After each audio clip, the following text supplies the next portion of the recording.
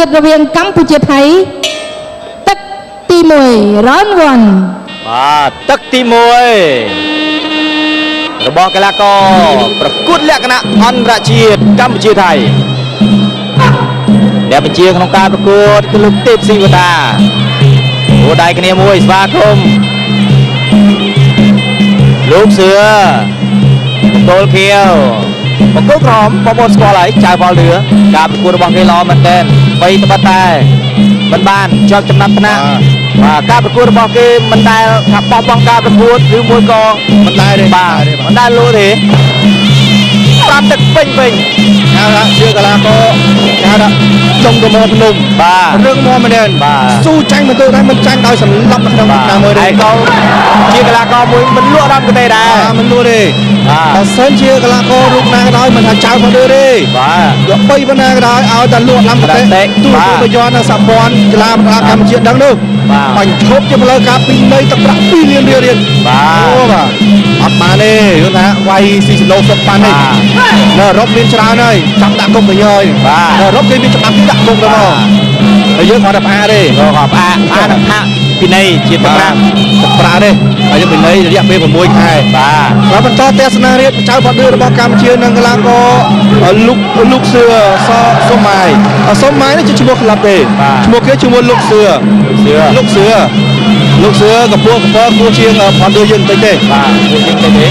អញ្ញាកណ្ដាលក៏កម្ពុជាមិនគួរជាងកីឡាករទេកំពុងរបស់ផនឌឺកំពុងរៀបនេះជាគូអមថ្ងៃនេះគឺសប្តាហ៍ទី1របស់យើងគឺក្នុងប្រភេទតំបន់ការប្រកួតគីឡូ69ដែលមាន4រូបបាទ4រូបឯសប្តាហ៍រដូវកាលនេះរដូវកាលរដូវគឺមាន8រូបបាទប្រកួតជំរុំ7សប្តាហ៍បានចប់រៀងខ្លួនឥឡូវនេះយើងយកខ្លាំងដាក់ចូលនេះម្ដងចូលនេះកំពូលលក្ខណៈរបស់គូបូតាបាទមានតែ4រូបទេមើលសភាឡុងសវណ្ណលឿនវងណយនិងឡៅស៊ីណាបាទ4រូបនេះឯងហើយអ្នកឈ្នះបាន$4,000ណោះមិនយូរទេដូចប្រកួតមើលជុំ3ដងបាទសមីម្ដងនេះអត់មានសមីទេបាទប្រកួតលេខ1លេខ2 Fight Final បាទគាត់ថា14រូបដូចជាទេបាទមិនយូរដូច8នាក់ទេបាទហើយបន្តការប្រកួតទៀតរវាងកីឡាករចៅវ៉ាល់ឌឺនិងលោកសឿគោលគៀវមកពីប្រទេសថៃអ្នកជើងរបស់លោកសឿដេកតិចរបស់លោកសឿចៅវ៉ាល់ឌឺចាប់ជើងបានធ្វើឲ្យបង្កើតចៅវ៉ាល់ឌឺព្យាយាមដើរចូលចៅវ៉ាល់ឌឺឡរកីឡាករខ្មែរឌឺទៀតអាយ៉ាលោកសឿចេះឌឺចាប់ទឹកទី1នេះបើមិនសិនជាមានឱកាសរៀបបងប្អូនជើញទៅស្ដាប់តតាមគេថាចប់បាទតាមចង់ទៅបយ័នរៀបរាប់ចុងសប្តាហ៍តែងតែនាំមកជួបលោកអ្នកគឺការប្រកួតបាច់គុណបុរាណខ្មែរមុនរបស់គេដូនតាខ្មែរកាច់បោះមួយពីលោកសឿមិនអ្វីទេអស់ចំហហើយបងឌឺលោកឆ្វេងរបស់លោកសឿលោកឆ្វេងរៀនស្ដាំឆ្វេងសរបស់បងឌឺអត់ឆ្វេងរបស់លោកសឿស្ដាំមួយចូលរបស់ចៅបងឌឺវិញមួយដែលដូចជាដៃចូលណែតាមតែម្ដងអត់ជួយឆ្វេងនេះរបស់លោកសឿបងឌឺដើរចូលគៀបងឌឺលោកឆ្វេងតតស្ដាំរបស់លោកសឿបងឌឺដើរចូលទៅទៀតអត់ខ្លាចអត់ក្រែងទៅយើងទេមកជើងស្ដាំទៀតអោសងវាមិនឲ្យទេអញ្ចឹងណាប្រាប់ថាអត់បោសងវាទេខ្វាយមិនខ្វាយបានចង់ឲ្យបោតែហាក់ខ្វាយចំប្រាប់ការពារតតឆ្វេងរបស់បងឌឺលោកឆ្វេងចូលគៀលោកឆ្វេងតតឆ្វេងចូលទៅមកចៅបងឌឺអត់រុញរៀបចាប់ទឹកទី2លោកបងជាតិទី4ទឹកទី3 Round 3បាទជម្រាបជូនបងប្អូនតែទស្សនាផងដែរថានៅថ្ងៃទី21ខែវិច្ឆិកាសប្តាហ៍ក្រោយនេះគូបូតានឹងមានរៀបចំការប្រណាំងខែថាគោជន់ដើរតាមរបស់គូបូតាគោជន់ប្រណាំងលើដីភក់បាទប្រណាំងលើដីភក់បានដឹងច្រើនហើយគឺតាមបណ្ដាខេត្តរបស់យើងច្រើនហើយឥឡូវយើងទៅដល់ទីរួមខេត្តព្រះវិហារនៅសប្តាហ៍ក្រោយហើយគឺការប្រណាំង គោយន្តលើវាធួបាទនៅថ្ងៃទី21សប្តាហ៍ក្រោយនេះគឺនៅម៉ោង8 ព្រឹករហូតដល់ទៅបងប្អូនកុំភ្លេចនៅទីរួមខេត្តព្រះវិហារបាទ แล้วបន្តការប្រកួតរវាងកីឡាករចៅផលឌឿជាមួយនឹងកីឡាករលោកសឿមកពីប្រទេសថៃលោកសឿចាប់ជើងបានធ្វើឲ្យមិនកើតលុយយ៉ាងកណ្ដាលប្របែកហើយក៏សូមថ្លែងអំណរគុណដល់ក្រុមហ៊ុនគូបូតាមានគ្រឿងចក្រជាច្រើនដូចជាដាក់ទៅគូបូតាម៉ាស៊ីនគូបូតាម៉ាស៊ីនចូលព្រៃគូបូតាជាជម្រើសទី1ក្នុងចិត្តកសិករគូបូតាបង្កើតស្ត្រីបង្កើតសេចក្តីសុខគ្រប់ទាំងដល់ការប្រកួតទៀតយ៉ាមកជើងរបស់លោកសឿចៅផលឌឿចាប់ជើងបានត្រេកឆ្វេងមកស្ដាប់របស់លោកសឿផលឌឿក៏មិនណយដែរតាមវាសងវិញតាចូលបាត់ស្ដាំរបស់ផលឌឿនៅជាយតាចូលបាត់ស្ដាំរបស់លោកសឿទាក់ដៃផលឌឿចាញ់ធ្វើឲ្យកើតបោះកែងមួយលោកសឿកាច់គូបតាដួលបាទកាច់ចៅផលឌឿយ៉ាក់ជើងរបស់លោកសឿជើងអូផ្លាត់ជើងមិនអីទេបង្គោលក្រមចៅផលឌឿក៏គេលោកសឿលេចឆ្វេងផលឌឿជាយាមកោះកែងមួយរីកខ្លួនផលឌឿជាយាមដាចូលលាក់ដៃបន្តិចផលឌឿត្រេកឆ្វេងបានស្ដាំឡើងជង្គង់មួយរបស់ផលឌឿឡើងជង្គង់សងរបស់លោកសឿកែងមួយរបស់ផលឌឿសងវិញបុកកែងមួយមុខក្បាលល្អណាស់ផលឌឿត្រេកឆ្វេងរបស់លោកសឿទឹកឆ្វេងរបស់លោកសឿលេចឆ្វេងបាត់ស្ដាំរបស់លោកសឿចាប់រត់ចាប់ជើងបានបាត់ស្ដាំរៃអូណាព្រោះឯការបោះកែងវិញក្រោយបានមកជង្គង់របស់លោកសឿ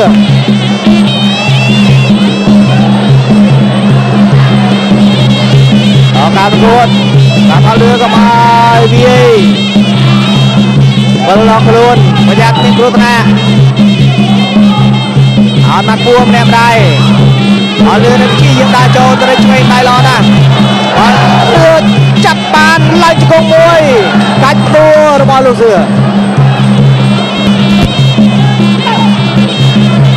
ចូលធាក់ជើងរបស់លោកសឿចាប់ទឹកទី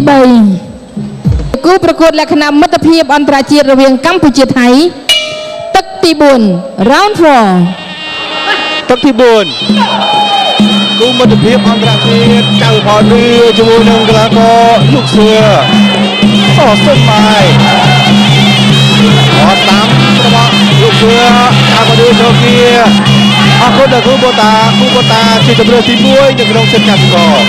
គូបូតាគឺជាគ្រឿងជន់កសិកម្មលំដាប់ពិភពលោកដែលជាបច្ចេកវិទ្យារបស់ប្រទេសជប៉ុនធ្វើឡើងនៅក្នុងប្រទេសថៃហើយសូមបងប្អូនមេត្តាគូបូតាសេរីសម័យគឺអល់50 18កម្លាំង50សេះគេហៅថាធម្មពលនៃអនាគតនៅថ្ងៃទី21ខែវិច្ឆិកាឆ្នាំ2015ការប្រណាំងគោយន្តលើកវាទភក់របស់គូបូតានឹងទៅដល់ទីរួមខេត្តព្រះវិហារហើយការប្រកួតនឹងចាប់ផ្ដើមពីវេលាម៉ោង8 ព្រឹកតទៅតែម្ដងថ្ងៃទី21លេចទស្សនាបានច្រើននៅតាមផ្នែកផ្នែកពីការប្រណាំងគោយន្តលើវាទភក់បាទលើវាទភក់ការប្រកួតនេះគឺមានទៅតាមបណ្ដាខេត្តបរទេសមួយចំនួនទេបាទហើយបានមកដល់របស់នៅក្នុងប្រទេសកម្ពុជាយើងហើយបាទយើងទប់លោកសួរមកជើងឆ្វេងហៅថាបញ្ឆិតតែមិនប្រចាំពេញចូលមកហើយតែមើលទៅចៅផងឌឿហាក់ដូចជាមិនញើសបាទតែពិបាកចូលដែរបាក់ចូលជើងនេះគេស្អាតទៀតអូនតែគីឡូដូចគ្នាតែពិបាកបាយតាមមកស៊ូដែរទុកចែកមួយអូតាមជើងជាប់ទៀតលោកសួរជើងពេកបាយហើយខ្ញុំដាក់គ្នាទេបាទឆ្លាញ់ណាស់អូតទៀតហើយគោលជើងពេកតាមតទៀតអោបជាប់ទៅគុំខាច់គោលរបស់ផលឌឿបែកតគីឡូមួយបាទតម្លាក់ដៃឆោតបាទឆោតឲ្យចាំផលឌឿចូលគៀវាយនេះបាទឲ្យចាំផលឌឿចូលវាចូលទៅក៏មិនដល់ទេបាច់ចាំដំណើរ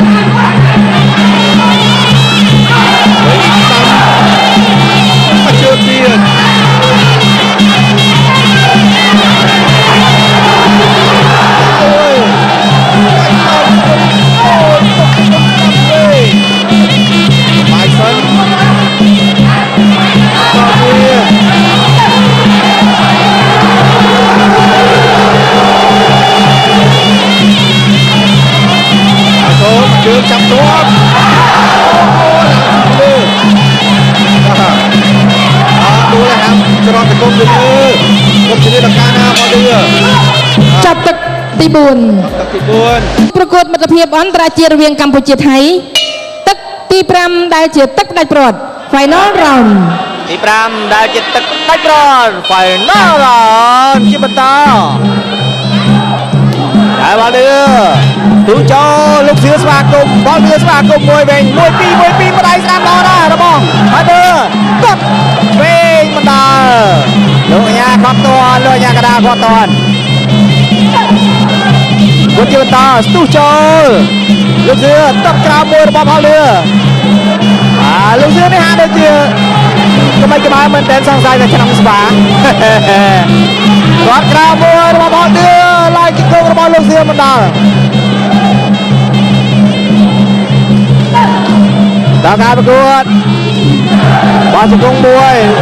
បាល់លឺបោះកែងមួយចាប់កាច់បានលោកសៀកាច់បាល់លឺវិញធ្វើអ្វីមិនការជាប់គួររីងលោកអាញាកដាបំបែក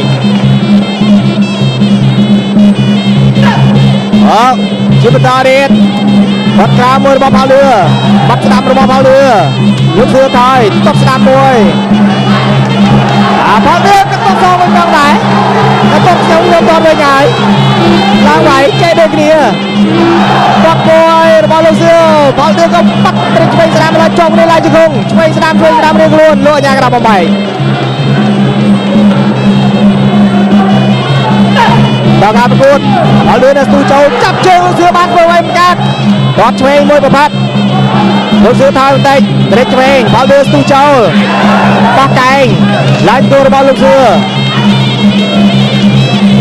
រញ្ញាកដាបំបែកមកក្រាសងវាប្រកួតជាបន្តទៀតបាល់លឿនស្ទូចូលដែរបាទចិត្តមែនតើបាល់លឿននេះសូមសរសើរឡើងជង្គង់មួយរបស់បាល់លឿនឡើងជង្គង់របស់លោកសៀអូលោកអាញាកដាប្រាប់ស្ដាប់លោកអាញាកដាត្រេកឆ្វេងមកស្ដាំរបស់លោកសៀគាត់ក្រោមបាត់ស្ដាំរបស់បាល់លឿឡើងជង្គង់ធ្វើវិញការលោកអាញាកដាបែក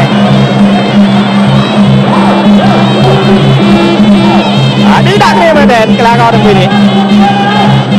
បាល់លឿដៃកដាចូលគាត់មុខចិត្តរៀងខ្លួនត្រេកឆ្វេងមកស្ដាំដល់របស់បាល់លឿស្ទុះចូលលោកសៀទាត់ឆ្វេងមួយល្អណាស់បាល់លឿនទៅតាមជាយាមប្រមាញ់តែប្រមាញ់មិនកើតគាត់ស្ដាំមួយរបស់លោកសៀគាត់ឆ្វេងគាត់ចាប់បាល់លឿនសងហើយលោកសៀថយអកែងដល់ឡើងជង្គង់មួយរបស់បាល់លឿនដោយយ៉ាងរ៉ាប់បែកទឹកទី5ជិតទៅចប់ដែរសម្រាប់គូអន្តរជាតិរបស់យើងប៉ុន្តែគូក្រោយរវាងកីឡាករមើលជំនាញនិងកីឡាករឡុងសុវណ្ណឌឿនប្រកួតដើម្បីតំណាងខ្សែវ៉ាន់ទឹកទី5សម្រាប់គូអន្តរជាតិត្រូវបានបញ្ចប់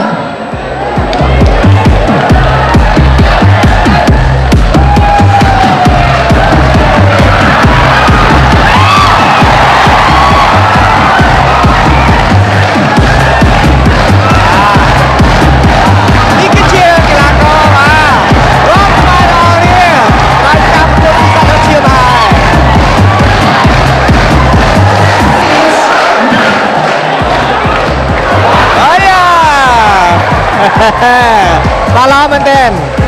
បាទនេះគឺជាច្បាប់កីឡាករមិនគំនុំគុំគួនទេចាញ់ឈ្នះជារឿងធម្មតាចាញ់ខ្ញុំសូមអនុញ្ញាតប្រកាសលទ្ធផលជាផលការជូនបង្គោលភៀវកីឡាករលោកសឿសសម័យទទួលជាជំនះលើកីឡាករបង្គោលក្រហម